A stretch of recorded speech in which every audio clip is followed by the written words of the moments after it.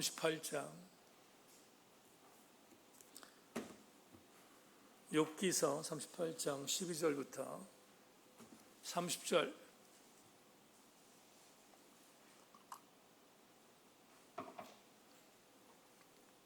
욥기 38장 12절부터 30절.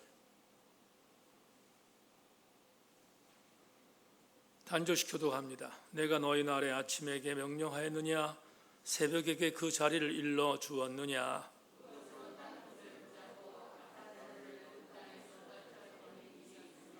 땅이 변하여 지늘개 인친 것 같이 되었고 그들은 옷같이 나타나되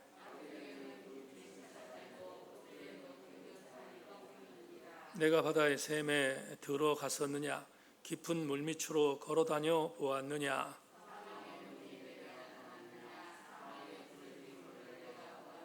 땅의 너비를 내가 측량할 수 있느냐? 내가 그 모든 것들을 다 알거든 말할지니라.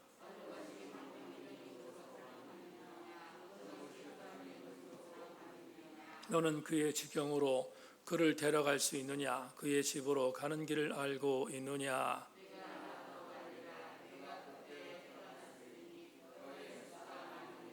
내가 눈 곳간에 들어갔었느냐? 우박 창고를 보았느냐?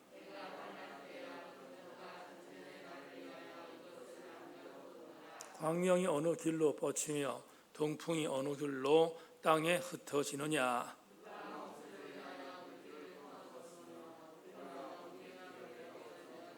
누가 사람 없는 땅에 사람 없는 광야에 비를 내리며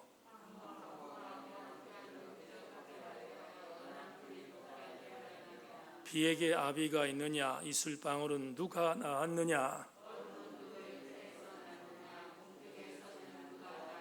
같이 합니다. 물은 돌같이 굳어지고 깊은 바다의 수면은 얼어 벗느니라. 아멘. 주보를 보십시다. 수요일 이후의 상황에 대해서 잠깐 나눕니다. 지난주 3부 예배에 한 35명 정도 예배를 드렸습니다. 3부 예배가 청년학생 중심의 주일 공예배로 자리매김할 수 있도록 저도 최선을 다하겠는데 우리 교우들이 함께 중보해 주기를 바랍니다. 돌아오는 주일은 비전 주일로 예배를 드리고요. 그리고 아마 전사님이 셀 리더들에게 구글 미트를 통한 셀 리더 교육을 온라인으로 진행하는 그런 교육들을 하고 있을 줄 아는데 한 번에 알아듣기가 참 쉽지 않을 겁니다. 계속해서 잘 교육받으셔서 민감하게 교육을 받기를 바라고요. 오늘 방송에 나왔지만 10일부터 소그룹의 일체의 모임도 모이지 못하게 하는 강제명령이 떨어졌는데 마음이 많이 아프지만 우리가 함께 잘 따라야 되지 않을까 생각을 하고 있어서 하반기에 모든 일체의 모임도 소그룹 모임도 모두가 온라인 방식으로 진행될 수밖에 없을 것 같은데 미리미리 잘 습득하셔서 어려움이 없도록 셀 리더는 최선을 다해 주실 수 있기를 바라고, 새벽 릴레이 기도회 끝났지만 새벽에 많이 나오셔서 기도하는 교우들이 되기를 바라고, 고입과 대입을 앞둔 아이들을 위해서 함께 기도하겠습니다. 기도의 끈을 놓지 않기를 바라고요.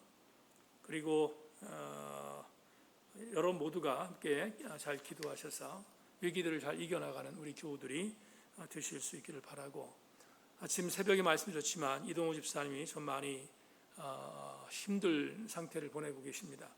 여러분 모두와 함께 이동호 집사님을 위해서 잊지 말고 기도해 주시기를 부탁 말씀을 올립니다. 자, 이제 하나님 말씀을 나누기 없어서 찬송 한 장 더 드리고 하나님께 말씀을 우리가 함께 나누는 시간이 되었습니다. 433장 찬양하고 말씀의 은혜를 함께 나누겠습니다. 433장 찬양하겠습니다.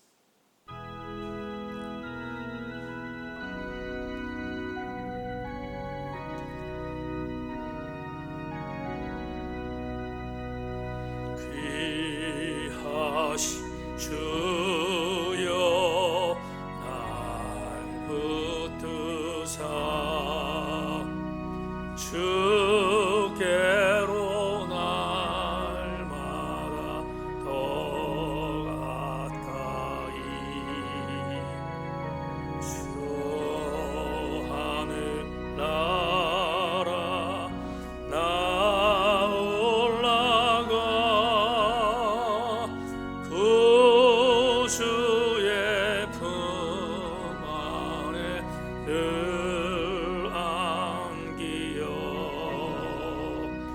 영생의 복 기원합니다.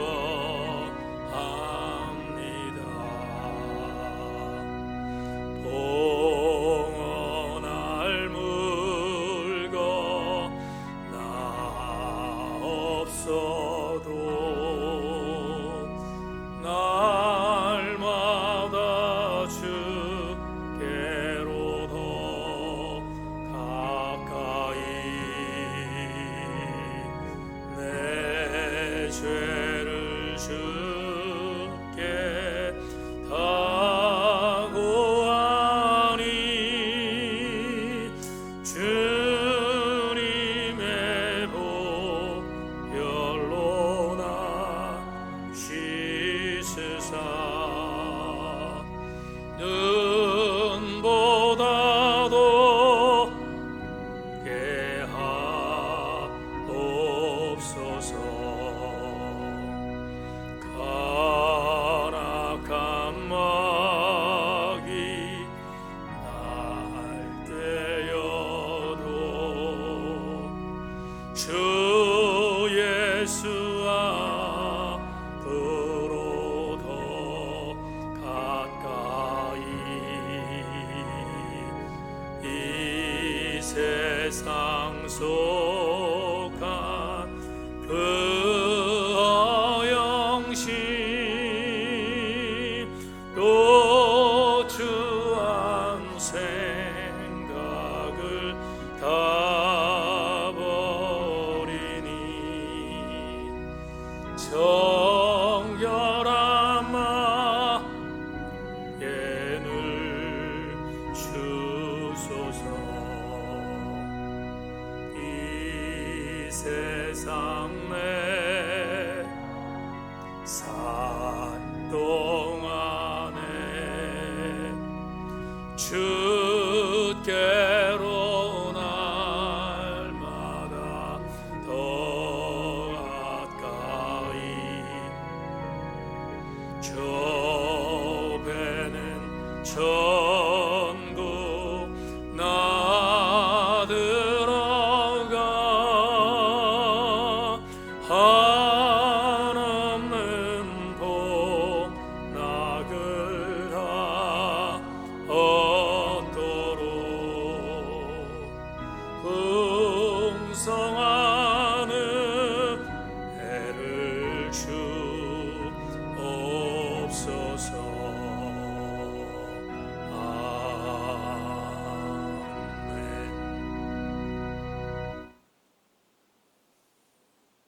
하나님, 내가 주님께 드릴 것은 없지만 내 몸을 하나님 앞에 날마다 가까이 나가는 모습으로 드리겠다고 고백한 오늘 찬송 433장을 하나님께 드렸습니다. 하나님은 바로 이 마음을 참 기뻐하실 줄로 믿고 우리 교우들 수요일 저녁에 나왔는데 성령의 인도하심과 이끄심을 통하여 나온 교우들 후회하지 않도록 이 시간을 강력하게 기름 부어 주옵소서. 하나님, 우리 마음이 뜨거워지는 시간 되기를 원하옵고 말씀을 함께 받을 때 말씀의 조명이 우리를 감동시켜 주시옵소서. 우리 하나님의 은혜를 믿고 지금 이모저모 상황들이 많이 어렵고 힘들지만 그러나 그럼에도 불구하고 주님께 집중하기 위해 나온 교우들 하나님이 어루만져 주셔서 저들 모두를 격려하여 주시옵소서. 우리 하나님이 오늘도 함께 하실 것을 믿고 예수 그리스도의 이름으로 기도하옵나이다. 아멘. 수요일 저녁 예배에는 3주 만에 여러분 앞에 서서 말씀을 증거하게 됐습니다. 압도하신 하나님이라는 두 번째 제목을 갖고 오늘 욥기서에 있는 38장 욥에게 현현하신 하나님 말씀을 함께 우리가 다시 한번 조명받도록 하겠습니다. 은혜 시간 되기를 소망합니다. 지난주에 조카놈한테 생일 축하 메시지가 하나 도착했습니다. 조카남한테 받은 이 내용을 보다가 많이 웃었습니다. 조카가 저한테 이렇게 생일 메시지를 보냈는데, 작은아빠 생신을 축하드립니다. 늘 건강과 행복이 가득하시길 바라고 지금처럼 앞으로도 건강하셔서 만수무강하시기를 바랍니다. 이렇게 보냈어요. 만수무강 하라는 이 문자를 보다가 우리 어르신들에게는 좀 죄송하지만 제가 벌써 이런 단어의 생일 메시지를 받아는 대상자가 되었다는 점에서 묘한 기분이 들었지만, 그래도 조카놈이 보낸 이 메시지에 대하여 많이 고마웠습니다. 그런데 조카의 이 축하 메시지 중에 들어있는 단어를 깊이 생각하는 그런 시간을 가져봤습니다. 문구 안에 이런 글이 있었습니다. 지금처럼 앞으로도. 지금처럼 앞으로도. 조카가 의미 있게 쓴 것 같지는 않지만 이 글을 읽다가 이런 생각을 하게 됐습니다. 지금처럼 앞으로도. 그렇다면 아마도 이 문구 안에는 저의 과거와 저의 지금의 현재와 그리고 앞으로 저에게 임할 미래에 대한 모든 부분들을 아울러서 작은아빠 지난 과거에 하나님께서 함께 하셨던 것처럼 지금도 또 앞으로도 그렇게 되시길 바란다는 조카의 인사였다는 생각을 하게 되었습니다. 그러다가 깊이 생각하는 어간에 이런 소회가 저한테 있었습니다. 과거를 보았습니다. 과거를 보았는데 지난 세월 동안 하나님의 도우심이 만약에 없었다면, 지난 과거 하나님의 도움이 만약에 없었다면 나는 어떻게 살고 있을까를 생각해 보았습니다. 그러다 보니까 상상하기조차 싫은 내 삶의 과거의 모습들이 떠오르는 것 같아서, 그래서 이런 반면의 은혜를 받았습니다. 과거에 하나님이 나에게 함께 해주셨던 은혜는 최고의 복이었다 하는 생각을 하게 되었습니다. 또 한 가지, 똑같은 방법으로 그러면 앞으로는 이라는 단어에서 내 미래는 어떨까를 생각해 봤습니다. 똑같은 방법으로 적용해 보았습니다. 앞으로 내 삶의 미래에도 하나님께서 함께 하시지 않는다면 어떨까? 그거 역시 상상하기조차 끔찍한 현실이겠구나 하는 생각을 했습니다. 똑같은 의미로 앞으로도 하나님께서 나와 함께 해주신다는 것은 가장 큰 복일 것이다 하는 생각을 조카의 생일 축하 메시지를 통하여 다시 한번 곱씹게 되었습니다. 그러면 이런 결론이 무엇입니다? 저만 그렇습니까? 여러분, 저만 그렇습니까? 저만 미래에, 현재에, 과거에 하나님께서 함께 하셨던 것이 복이라는 것을 인정하고 하나님께서 함께 하시지 않으면 그건 정말 재앙이라고 하는 생각을 갖는 것이 저만의 이야기입니까? 그렇지 않죠.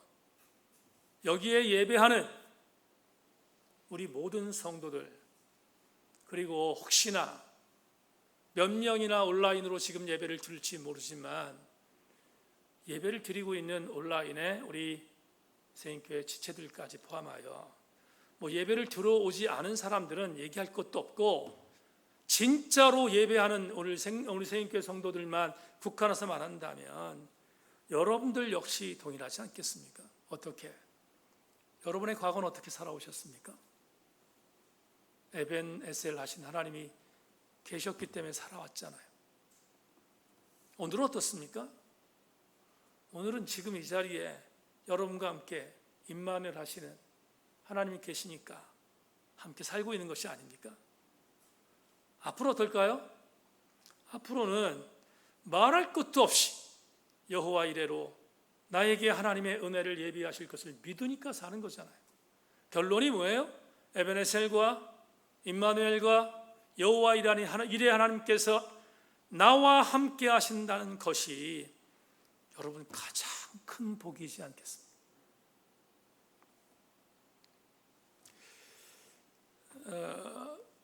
우리는 하나님과의 관계를 과거도 현재도 미래도 절대로 끊어서 생각할 수 없습니다. 여러분 기도해 주셔서 지난 월요일 날 교단 인준 가준의 목사 코스웍 첫 번째 강의를 듣고 왔습니다. 강의를 하는 교수님 한 분 중에 저에게 이렇게 진지하게 물어보는 교수님이 있었어요. 제가 좀 부담스러웠던지 저한테 이런 질문을 했습니다. 목사님, 저희 나성으로 오신 것을 대단히 환영합니다. 네, 목사님은 종교라는 것을 무엇이라고 생각합니까?를 물었습니다.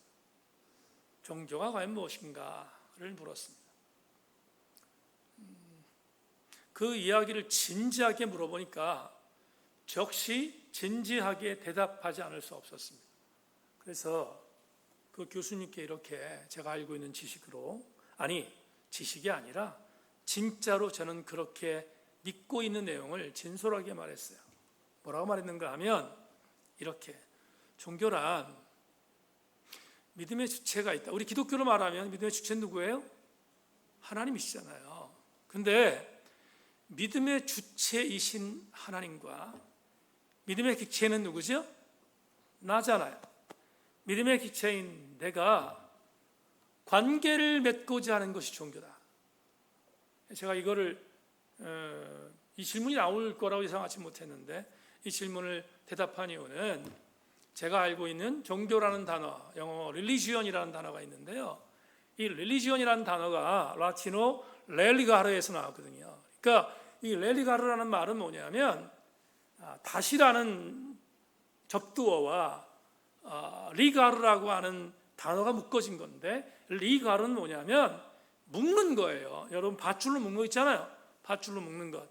그래서 종교라는 게 뭐냐면 다시 묶는 거다. 그럼 뭘 어떻게 묶어요? 종교라는 게 뭐를 묶는 것인가? 믿음의 주체에게 믿음의 객체인 내가 묶인다는 게 종교예요. 이해하셨죠? 그게 종교라고요. 그러면 이런 차원에서 기독교란 뭘까? 너무 쉽죠. 기독교가 뭐예요? 기독교는 이런 거죠. 여러분, 내가 믿음의 주군이신 하나님께 묶이는 거예요. 그게 우리 기독교 종교를 의미한다 이 말이에요. 그러면 이런 생각을 한번 해봅시다. 이런 생각. 내가 하나님께 다시 묶여지기를 원한다. 그러려면 한 가지를 여러분 반드시 받아들여야 돼요.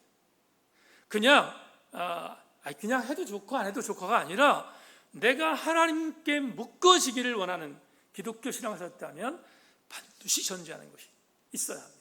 뭐냐 하면 그건 나의 믿음의 주체이신 하나님께서 나를 묶을 수 있는 힘을 갖고 있다는 것을 믿을 때,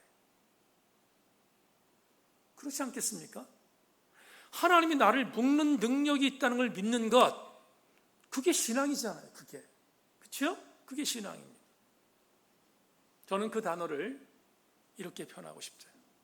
하나님은, 우리의 믿음의 주신 하나님은 오늘도 어제도 내일도 여러분들에게 압도하시는 은혜를 주신다. 저는 다시 묶는다는 단어를 압도하신다라는 단어로 바꿀 수 있을 것 같아요.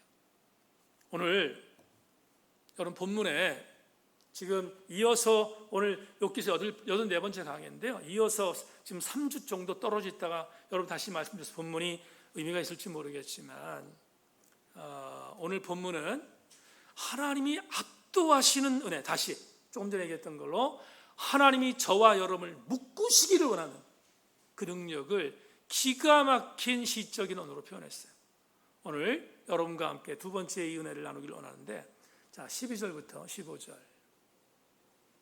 12절부터 15절 말씀 함께 여러분 읽어보겠습니다. 제가 지난 주일날 3부 예배를 도대체 몇 명이나 3부 예배에 나오나, 그리고 실시간 방송에 들어오는 것을 좀 보려고 제가 한 반 정도는 실시간 예배를 시청하다가 3부 예배를 나왔어요. 근데 제가 드리는 예배가 아니니까 실시간 예배로 현장에서 우리 지금 교회 예배당에서 예배를 드리는 게 아니라 제 서재에서 예배를 드렸는데, 제가 이런 생각했어요. 정말 어쩔 수 없이 온라인 예배를 드리는 교우들이 있는데, 이야, 온라인 예배는 기적이다, 그런 생각했어요. 여러분 한 2달 정도 예배를 못 나오셨을 때 얼마나 많이 힘드셨을까 하는 생각이 들었어요. 온라인 예배가 기적이구나. 제가 가끔 말하는데, 집중력 갖고 예배를 드리라고 제가 온라인 예배를 드리는 성도에게 말하는데, 집중력이 어떻게 되겠어요, 온라인 예배 때. 오늘 여러분 현장에서 담임 목사의 숨결을 느끼고 하나님께서 주시는 아름다운 음성을 영적으로 메아리치는 음성을 듣는 이 장소가 여러분의 정말로 위대하고 아름다운 장소가 될 줄 확신하고, 이 예배당에 나온 교우들을 주께서 어루만져 주시기를 주의 이름으로 축원합니다. 여러분 12절부터 15절을 보겠습니다. 같이 한번 읽어볼까요? 시작. 내가 너희 날에 아침에게 명령하였니 새벽에게 그 자리를 일러주었느냐? 그것으로 땅끝을 붙잡고 악한 자들을 그 땅에 떨쳐버린 일이 있었느냐? 땅이 변하여 지늘게 인친 것 같이 되었고 그들은 옷같이 나타나되 악인에게는 그 빛이 차단되고 그들의 높은 등팔이 꺾이느니라. 여러분 욥기서는 문학작품이에요. 성문서에 들어갑니다. 그러다 보니까 이 하나님께서 욥에게 드디어 현현하셔서 표현하시는 것도 이 욥기 저자가 대단히 시적으로 문학적으로 썼어요. 무슨 말입니까 이게? 저는 12절부터 15절 본문을 읽다가 하나님이 욥에게 들려주셨던 내가 하나님이야? 라는 걸 알려주시는 이 구절을 보면서 시편 136편의 그 유명한 말씀이 떠올랐어요. 시편 136편은 하나님 감사하는 감사시거든요. 근데 감사시 중에 결정판이 뭐냐면 7절부터 9절인데요. 자막 보십시오. 큰 빛들을 지으신 이에게 감사하라. 그 인자하심이 영원함이로다. 해로 낯을 주관하신 이에게 감사하라. 그 인자하심이 영원함이로다. 달과 별들로 밤을 주관하신 이에게 감사하라. 그 인자하심이 영원함이로다. 여러분 지금 12절부터 15절의 말씀을 그대로 묵상하면 시편 136편의 7절부터 2절 가운데서 시인이 말했던 것처럼 빛을 만드셨던 하나님, 해로 낯을 주관하게 하신 하나님, 달과 별들로 밤을 주관하신 하나님, 그 하나님께 놀라운 감사를 드리는 오늘 하나님의 메시지가 본문에 나와 있습니다. 자, 무슨 말이죠? 이런 뜻이에요. 하나님께서 욥에게 이렇게 말하는 거예요. 욥아, 내가 새벽을 만들었다. 근데 새벽에게 하나님 명령하셨다는 거예요. 명령하셨다. 뭐라고? 새벽아. 여러분 새벽을 의인화시킵니다. 새벽아, 네 자리가 여기니까 네 자리를 지켜. 이렇게 말하는 거예요. 다시 말하면 캄캄한 흑암의 밤에 칠흑 같은 흑암의 밤이 있었어요. 그런데 그 흑암의 밤이 지났다고요. 지나서 새벽이 됐어요. 근데 하나님께서 새벽이 그냥 주어진 게 아니라 이렇게 말씀하셨다는 거예요. 새벽아, 내 때가 되었으니 네 자리를 지켜. 이렇게 말씀하셨다.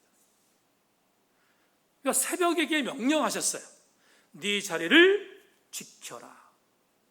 이게 오늘 보면 12절에 나오죠. 12절에 이렇게 말합니다. 내가 너의 날에 아침에게 명령하느냐 새벽에게 그 자리를 일러주었느냐. 욥에게 말하는 거야. 욥 네가 이렇게 했니? 아니다. 내가 이렇게 했다는 거야. 내가. 그렇잖아요. 하나님께서 명령하셨거든요. 하나님이 빛이 있으라 하시니까 빛이 있었잖아요. 어둠이 있으라니까 어둠이 있었던 거거든요. 그러니까 지금 욥에게 뭘 말씀하시는 거예요? 나 하나님은 새벽을 만들고 새벽의 자리를 만들고 아침이 올 때까지 그 새벽의 역할을 만들도록 내가 새벽을 통제하고 있다. 이런 뜻이잖아요. 지금 맞습니까? 그런 뜻이에요. 그런 뒤에 새벽이 지난 뒤에 뭐가 와요? 아침이 오는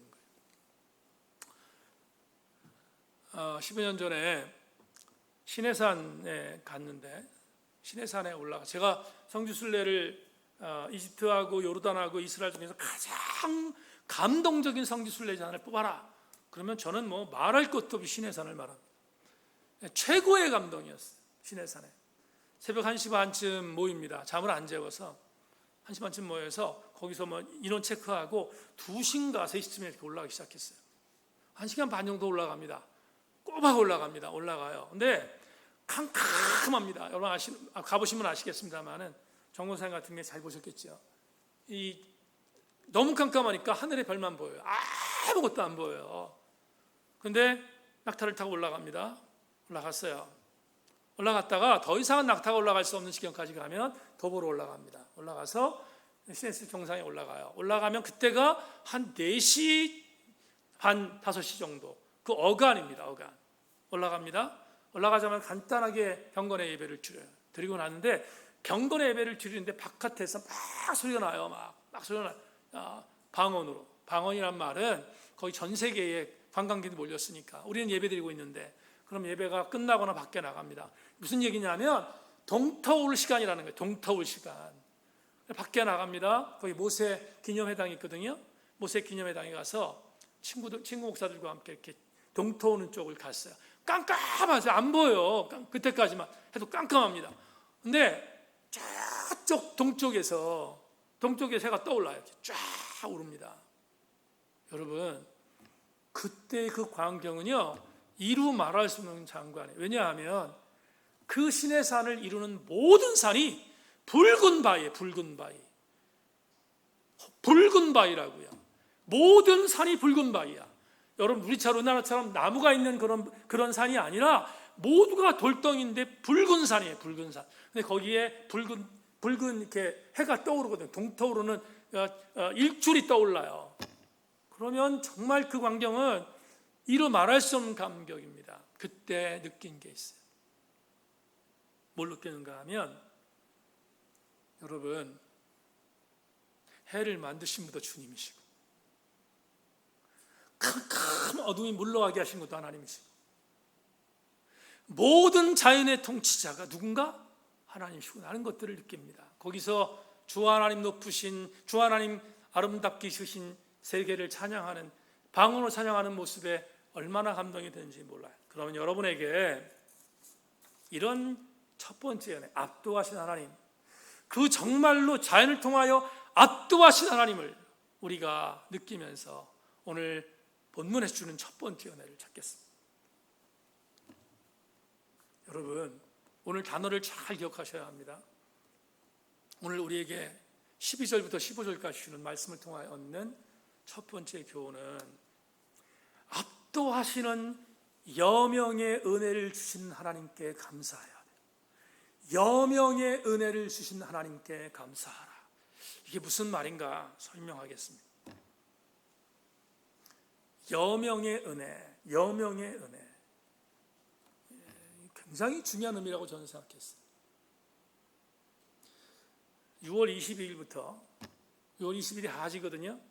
지금부터 우리가 지금 오늘 7일, 8일 보내고 있는데 그러니까 지금 밤의 길이가 조금씩 더 길어지고 있잖아요. 아내는 아주 너무 싫은 계절이라고 하는데 밤이 더 많아지는 계절이 시작되고 있습니다. 그런데 아무리 밤이 깊어져도요 밤에서 아침이 오는 때는 없어요. 여러분, 밤에서 곧바로 아침이 오는 경우는 자연의 섭리가 아니에요. 그럼 뭐냐? 칠흑같이 어두운 밤이 아침으로 밝혀지려면 반드시 통과하는 전제가 있어요. 새벽의 여명입니다. 새벽의 여명이 없으면 아침을 맞이할 수 없다고요. 오늘 욥기 38장에서 대단히 중요한 신앙적인 의미를 창조 주신 하나님께서 욥에게 말씀하십니다. 새벽에게, 그 새벽의 자리를 네가 지키라고 내가 일렀다는 거예요. 욥, 네가 한 게 아니라 내가 했다는 거예요. 내가 새벽의 자리를 지키도록 했다고 말씀하고 있습니다. 그러면 도대체 이 새벽이 뭐냐 이 말이지. 저는 이 새벽을 여명이라는 단어로 바꿨습니다. 동터 오기 전에 비치는 중간 과정인 여명, 그 여명이 바로 새벽이라는 단어의 상징적인 의미입니다. 자, 보세요. 이 여명이 비친 뒤에 어떤 일이 벌어졌는가? 여명이 비춰지고 있어요. 그러니까 아침이 오기 직전입니다. 새벽의 시간입니다. 어떤 일이 벌어졌는가? 13절부터 15절을 읽겠습니다. 여러분 같이 읽습니다. 이것도 시작. 그것으로 땅끝을 붙잡고 악한 자들을 그 땅에 썰쳐버린 일이 있었느냐? 땅이 변하여 진흙에 인친 것 같이 되었고 그들은 옷같이 나타나되 악인에게는 그 빛이 차단되고 그들의 높이 든 팔이 꺾이느니라. 이 구절을 보면서 설교 좀 이런 생각을 했습니다. 여러분, 새벽이 오기까지 무슨 시간이었어요? 밤의 시간이었어요. 새벽이 오기까지 밤의 시간이었어요. 근데 13절부터 15절까지 말씀을 보니까 그 밤의 시간에 이루어졌던 사건들이 있어요. 악한 자들이 땅끝을 붙잡고 있어요. 그런데 그 땅끝에서 일어나는 모든 것은 진흙이야. 여러분, 무슨 걸 말하죠? 어둠 속에 헤매고 있는 인간의 모습은 하나님과 반대되는 일들을 자행하고 있었다고. 그런데 새벽이 왔어요. 새벽이 오자 어떤 일이 벌어졌는가? 그들은 그 땅에서 어두운 것들을 붙들고 있는 것들이 밝게 드러났어요. 드러났고, 그리고 그 땅에서 그들이 붙들고 있는 세속적인 부분의 가치들, 이런 것들을 완전히 벗어버리게 되었는데, 하나님이 어떤 일로? 악인에게 빛을 차단시켰어요. 악인에게 빛을 차단시켰다. 그리고 그들이 정말로 나름대로 기고만장하면서 높이 들고 있던 손을 꺾어버렸다고 오늘 본문이 우리한테 말하고 있어요. 이 말은 무슨 말을 말하는 것이죠? 밤을 하나님께서 굴복시켰어요. 여러분, 여명이 오면 어둠의 세상이 물러나는 건 당연하지 않겠습니까? 하나님께서 여명을 주셔서 빛으로 아침을 주실 때 어둠의 것들이 물러가는 것, 어둠의 것들이 꺾어지는 것은 너무나 당연한 영적인 의미가 아닐 수 없습니다. 이렇게 한번 저는 생각합니다. 우리가 영적으로 승리하려면 반드시 새벽의 여명이 와야 돼요. 영적으로 승리하려면 반드시 새벽의 여명이 우리한테 있어야 한다. 그러면 이 새벽의 여명이 뭔가? 오늘의 언어로 바꿀게요. 새벽의 여명이 바로 하나님의 조명하심입니다. 하나님의 조명하심이라. 저는 목회하면서 하나님께 저에게 조명하시는 순서가 굉장히 두드러지게 공통적이에요. 물론 저와 여러분들이 다 똑같으라고 말씀드리는 거 아닙니다. 그런데 하나님께 저에게 영적으로 새벽의 여명처럼 조명하시는 것은 순서가 있어요. 순서가. 제 방법은 이랬어요. 하나님 뭔가 일을 하십니다. 이 목사를 통해 일하고 싶어 하세요. 그러면 제일 첫 번째 하나님께서 여러분 도움이 될 수 있을 것 같아서 말씀드립니다. 제일 첫 번째는 뭐냐 하면 하나님이 그 일하심에 대한 목적을 갖고 제가 되게 부담스럽기 시작합니다. 굉장히 부담스러워요. 뭔지 모르지만 무지무지 영적인 부담감이 저한테 오기 시작합니다. 그러면 저는 그걸 많이 경험했으니까 하나님의 사인이 시작됐구나 하는 것을 나름대로 짐작합니다. 그리고 어떤 때는 하고 싶지 않을 때가 있어요. 때를 쓸 때가 있어요. 그런데 몹시 부담스럽게 만드십니다. 하나님.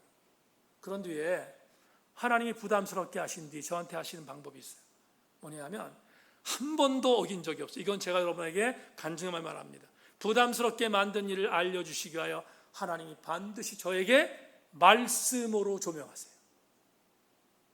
아, 이것이었구나. 제가 지금 쉽게 말합니다.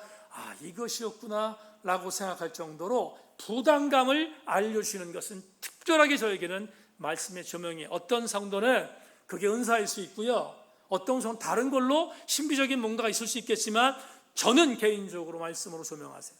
그럼 세 번째, 하나님께서 저에게 부담감을 맡기시고요, 그리고 저에게 말씀으로 조명하세요.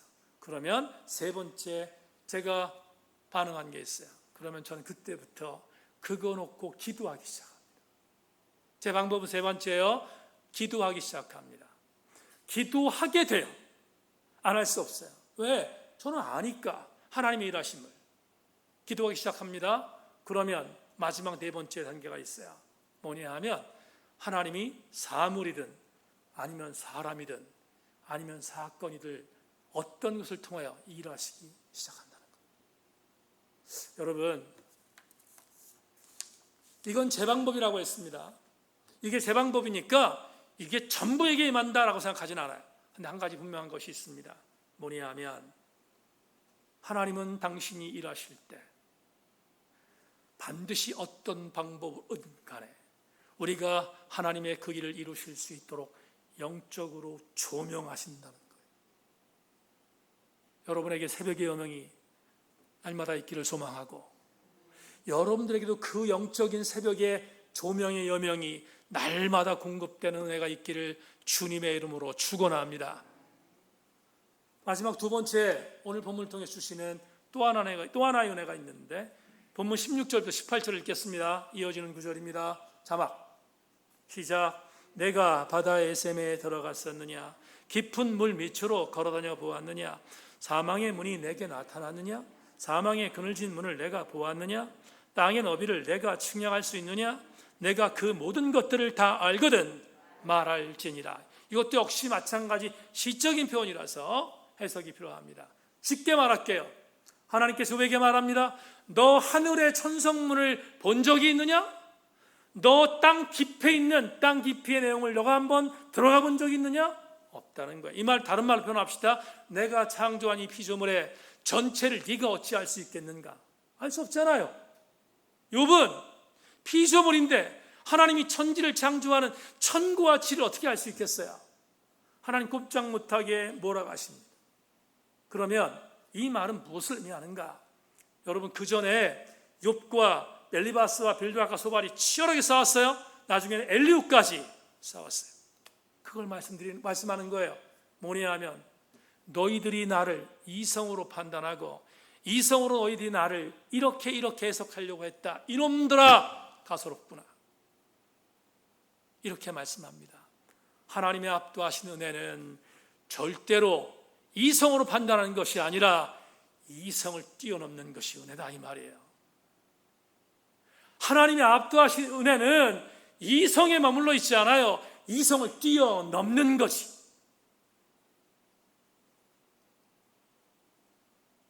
욥에게 말합니다. 너 바다 밑으로 들어가 본 적이 있느냐? 너 바다 밑에 땅의 넓이를 알겠느냐? 말할 수 없는 것만 지금 말씀하시잖아요. 그런데 여러분 16절부터 18절은 땅의 바다 깊은 곳의 영역이라면 19절부터 21절까지는 뭐냐 하면 높은 하늘에 있는 천성에 대한 어떤 내용까지 포함하여 전 지구역 영역을 하나님께서 욥에게 질문하고 계세요. 너 이것들을 판단할 수 있는가?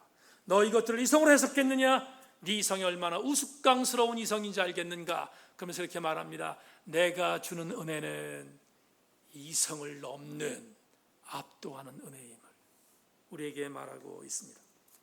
자, 여러분, 마지막으로 보겠습니다. 이왕 꼼짝 못하게 욥에게 말했으니까 결론적으로 쐐기를 박는 하나님이 압도하시는 은혜가 무엇인가를 22절부터 30절까지 말씀, 마지막 구절을 통하여 보겠습니다. 같이 시작. 내가 눈 곳간에 들어갔었느냐? 우박 창고를 보았느냐? 내가 환난 때와 교전과 전쟁의 날을 위하여 이것을 남겨두었노라. 광명이 어느 길로 뻗치며 동풍이 어느 길로 땅에 흩어지느냐. 누가 홍수를 위하여 물길을 터 주었으며 우레와 번갯길을 내어 주었느냐. 누가 사람 없는 땅에 사람 없는 광야에 비를 내리며 황무하고 황폐한 토지를 흡족하게 하여 연한 풀이 돋아나게 하였느냐. 비에게 아비가 있느냐. 이슬방울은 누가 나왔느냐. 얼음은 누구 태에서 나왔느냐.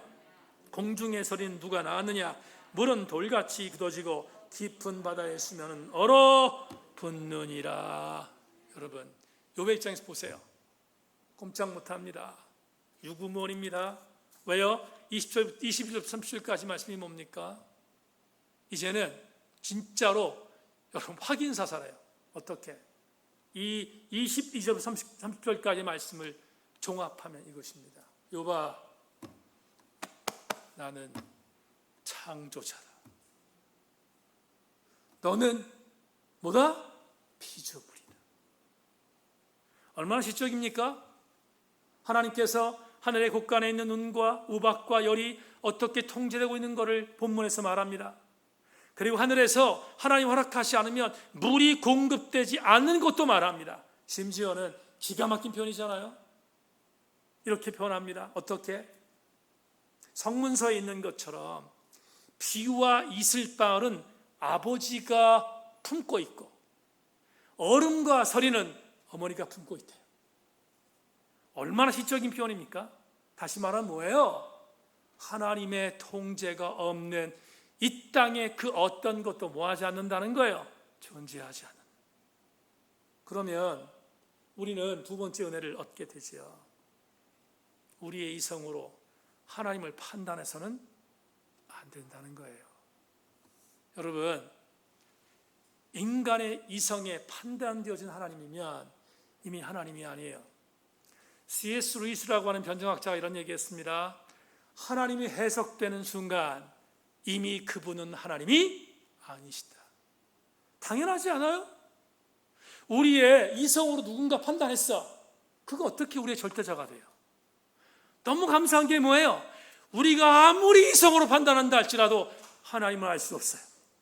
그러니까 뭐예요? 하나님 우리의 주군이신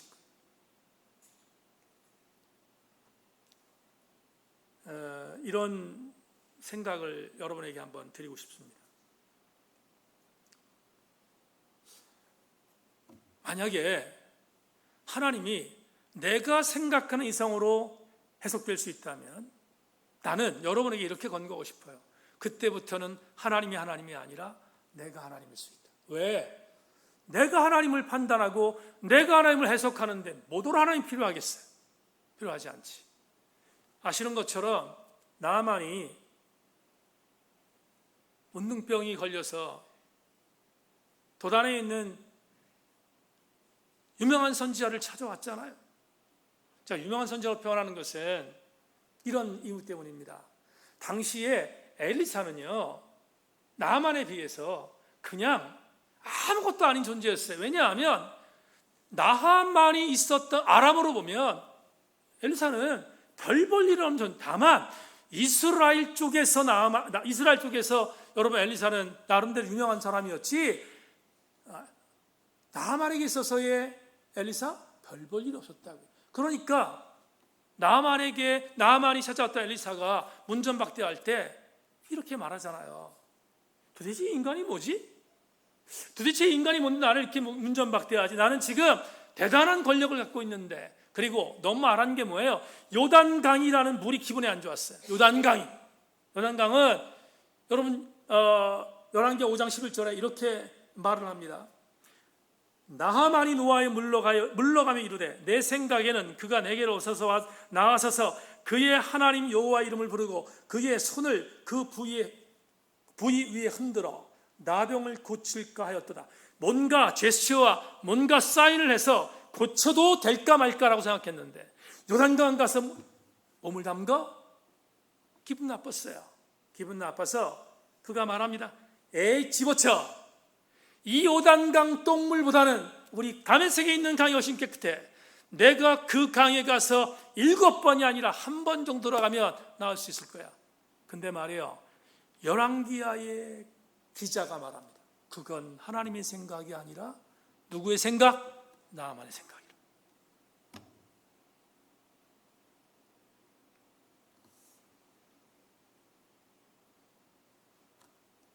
우리 교회 청년 한 명이 서울에서 대학 생활을 하고 있습니다. 근데 어제 저한테 늦은 시간에 전화했어요. 그래서 그래 웬일이냐 전화를 받았는데 저한테 이런 얘기를 해요. 목사님, 제가 지금 고민되는 게 있어서 전화했습니다. 뭐냐? 이렇게 말합니다. 지금 제가 다니는 학교에서 차별금지법, 정의당의 안무계 의원이 발의한 정의당의 그 차별금지법, 그 금지법에 대해서 지지성명을 내자고 옆에서 막 다른 친구들이 막 얘기하고, 내가 지금 과에서 중요한 역할을 맡고 있는데 지지하기를 바라는 성명서를 써주기를 바란다고 요청이 들어왔다는 거예요. 근데 그 청년이 그 이야기를 들으면서 차별금지법에 대한 부분에 있어서 나름대로 자기는 지금 지성인이고, 그리고 차별금지법에 대한 부분이 기독교가 반대하는 맹목적인 어떤 내용들이 있다는 걸 알기 때문에 굉장히 고민스러운데 어떻게 할까 하다가 목사님께 전화하면 될 거야 생각하고 전화했다는 거예요. 좀 시원하게 어떤 이야기를 들려줬으면 하는 마음이 있었던 것 같아요. 제가 그 청년을 너무 잘 알고 제가 사랑하기 때문에 성향도 알고, 그래서 이렇게 제가 말했어요. 아무개야, 학교에서 그런 지지 성명을 해달라고 하니까 곤란하겠다. 근데 이렇게 교통정리하자. 차별 여러분 이해하고 잘 들으셔야 됩니다. 또 여러분들도 이거 정말 이광 목사 이상한 사람 아닌가 이렇게 생각하면 안 돼요. 제가 이렇게 그 청년한테 말했어요. 아무개야, 차별금지법에 대한 부분에 있어서 차별금지법이 상정된 것은 나도 찬성한다. 그런데 전제가 있다 이렇게 말했어요. 목사님은 차별금지법에 대한 상정을 부분적으로 동의하지 전체적으로 동의하지 않는다. 그러면서 말한 게 있어요. 뭐냐 하면 지금 기독교에서 동성애, 성적 지향에 대한 부분에 차별에 대한 부분들을 반대하는데 그걸 기독교를 막 공격하면서 반드시 이 차별금지법 통과시켜야 돼라고 여러분 안티적인 사람들이 얼마나 교회를 많이 공격하는지 우리는 너무 잘 알고 있어요. 그런데 제가 이런 생각했어요. 좀 대학을 다니고 있는 청년이니까 이해하고, 그 청년도 나름대로 성향이 진보적인 성향이 있는 청년이라서 그런지 모르지만 제 얘기를 충분히 받아들이고 이해했어요. 이렇게 말했습니다. 아무개야, 차별금지법에 진짜로 차별을 해서는 안 되는 사람들이 차별당함을 통해서 고통당하는 사람이 굉장히 많다. 그래서 차별금지법에 이 조항들을 위해서 차별금지법은 통과되어야지만, 그러나 전제가 있다. 어떤 전제인가 하면 동성애자들이 성적인 소외자, 성적 차별의 소외자라고 본인들이 피해를 당하고 차별을 당한다고 공격한다. 그래서 기독교의 보수적인 사람들이 공격해 우리가 억울하다라고 말한다. 그들의 입장에서 바라보면 일견 그들의 입장이 이해되는 부분이 없잖아. 있다. 하지만 그걸 만약에 차별이라고 보면 이것도 차별이다. 아무개야, 그들이 교회를 향해서 너희들 성적 지향에 대한 부분을 추구하는 것은 죄야. 동성애를 하는 사람은 죄야. 근데 그 죄라고 말하는 것 자체가 문제가 있다고 공격하는 것은 역차별이다. 그러므로 청년에게 말했어요. 만에 하나 차별금지법이 통과되려면 성적 지향을 공격하는 부분이 차별이라고 생각한다면 교회에서 죄라고 말하는, 죄를 죄라고 말하는 것에 대해서 절대로 반대하는 것까지 같이 통과돼야 한다. 그랬더니 그 청년이 그래, 목사님 시원하게 아멘합니다. 제가 왜 이 말씀을 드리냐면 이런 때문이에요. 우리는 성서적인 은혜를, 하나님이 우리에게 마지노선으로 제안했던 성서적인 은혜를 완전히 무시해버리고 세상의 이성이 뭔가 똑바른 과학적인 부분으로 아니면 세상적인 이성으로 이게 상식이야라고 말한다고 해서 그것에 무조건 아멘하는 것은 압도하신 하나님의 은혜에 대하여 저버리는 것입니다. 세인교회 성도 여러분, 여러 번 얘기했지만 저는 동성애를 반대합니다. 그리고 동성애자들에 대하여 찬성하지 않습니다. 이유는 뭐냐 하면 이것 때문이에요. 동성애자들이 본인이 동성애를 저지른 것을 죄라고 말하는 것을 거부하면 그건 진짜로 여러분 제가 찬성할 수 없는 부분이에요. 왜냐하면 동성애자를 보호해야 되지만 동성애가 죄라는 것을 증거해야지. 그게 교회죠. 이성은 하나님의 영역을 뛰어넘을 수 없어요. 이성은 하나님의 압도하신 은혜를 뛰어넘을 수 없다고요. 여러분, 우리는 명심할 게 있습니다. 저는 이성을 무시하는 목사가 아니지만 이성이 하나님의 압도하신 은혜를 악용하면 그 이성조차도 우리는 하나님의 압도하신 은혜로 굴복시켜야 합니다. 말씀 맺겠습니다. 조나단 에드워즈라고 하는 미국의 18세기에 부흥운동을 일으켰던 유명한 설교가가 있습니다. 그 조나단 에드워드가 이런 이야기를 했습니다. 거룩은 하나님의 법과 명령에 일치하는 것입니다. 너무나 당연하잖아요. 거룩은 하나님의 법과 명령에 일치하는 것입니다. 그런데 에드워드가 말한 것은 폼 잡는 거룩이 아니에요. 삶의 거룩이었지. 그러면 이렇게 해석할 수 있습니다. 적어도 우리는 거룩한 사람이 되어야 되지 않겠습니까? 거룩한 사람은 압도하시는 하나님의 은혜를 동의하는 사람이에요. 압도하시는 하나님의 은혜를 동의하는 자는 삶으로 거룩해질 수 있습니다. 삶으로 거룩해지는 사람은 진짜 그리스도인이 되어 팀 켈러가 이렇게 말했어요. 여러분, 마지막으로 주목해 들으십시오. 하나님을 향한 여정에서 나서면서 보통 이렇게 생각한다. 어떻게 해야 그분한테서 이런저런 것을 얻을 수 있을까?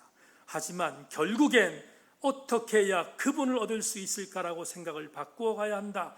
그쪽으로 옮겨가지 못하면 아무리 애를 써도 참 하나님을 실제로 만나지 못하고 그저 하나님을 캐리커처 버전처럼 되는 하나님으로 믿는데 그칠 것이기 때문이다. 사랑하는 세인교회 성도 여러분, 하나님은 마네킹이 아니에요. 하나님은 어린아이들이 좋아하는 캐리커처가 아니라고요. 하나님은 여러분에게 어제도 오늘도 내일도 압도하신 은혜를 주시는 인격의 나의 주군이신 것을 명심하고 우리 모두와 함께 그 주분의 압도하신 은혜에 감동하는 우리 성도들 다 되기를 주의 이름으로 축원합니다. 하나님, 욥에게 말씀하신 말씀을 묵상했습니다. 하나님, 나에게 새벽의 여명을 주신 것 감사합니다. 우리 성도들 하나님께서 나를 통하여 일하실 때 반드시 조명하시는 은혜가 있음을 명심하고 그 조명함에 민감하게 하여 주옵소서. 더불어 하나님, 우리 성도들 모두에게 하나님 그 조명하심이 바로 압도하신 하나님의 은혜임을 믿고 하나님의 압도하신 은혜에 민감하여 하나님이 캐리커처나 마네킹이 아니라 나를 강력한 하나님의 도구로 만드시는 영적인 주군인 것을 명심하고 우리 모든 성도들마다 그 하나님을 따라가는 진정한 삶의 거룩의 주인공들 다 되게 하여 주시옵소서. 하나님, 교회가 많이 어렵습니다. 한국 교회가 많이 아프고 힘듭니다. 그러나 저는 이 종은 믿습니다. 압도하신 하나님의 은혜가 한국교회를 다시 일으킬 것이며 우리 교우들을 다시 일으킬 것을 믿고 우리 모든 성도들마다 의기투합하게 하여 주옵소서. 하나님이 우리를 통하여 먼저 하실 것을 믿고 남은 3일도 승리하는 우리 세인교회 성도들 다 되게 하여 주시옵소서.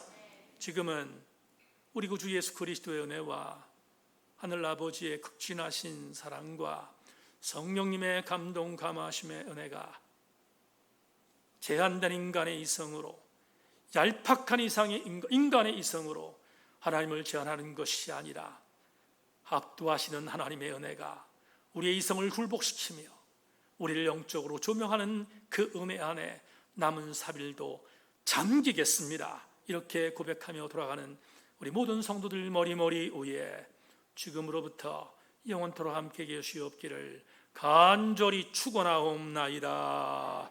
아멘 아멘.